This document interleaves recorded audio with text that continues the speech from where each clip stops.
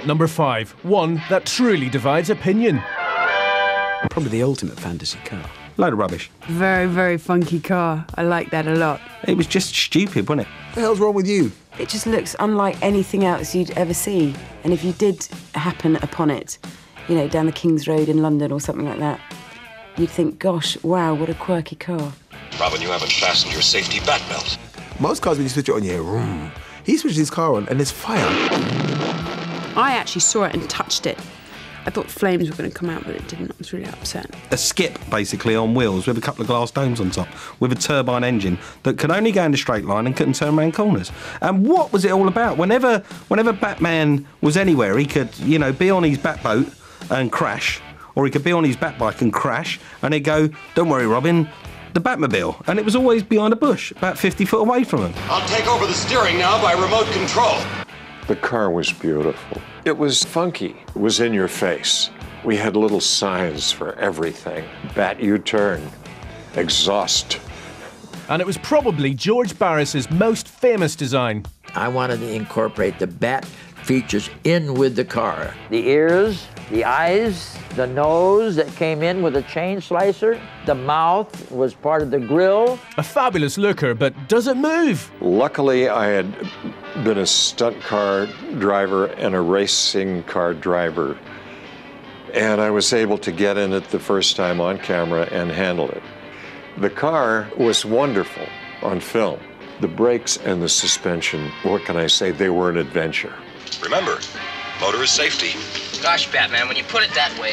If the flame was coming out of the ass end, it would burn your tights. It wasn't pleasant. We might have been killed. Or worse. Now, let's go.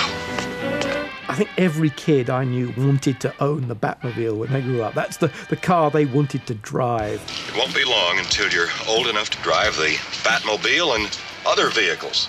And certainly it was one of the best dinky toys ever. If I had kept my Batmobile with Batboat attached dinky toy, I'd probably be able to sell it for a lot more than my house. My number one car, my all-time favorite car, is the Batmobile, designed by George Barris, featured in the 1966 TV series. It's beautiful to look at. It has all the working gadgets and functions and features, the exhaust, the flame exhaust. It's my all-time, hands-down favorite car. I just absolutely love it. You weren't saying nothing. You couldn't go to school on Toy Day, right? I don't even know if they do that anymore, but back when I was in school, you had a day, Toy Day, where you could bring in your toys and just have some fun and play.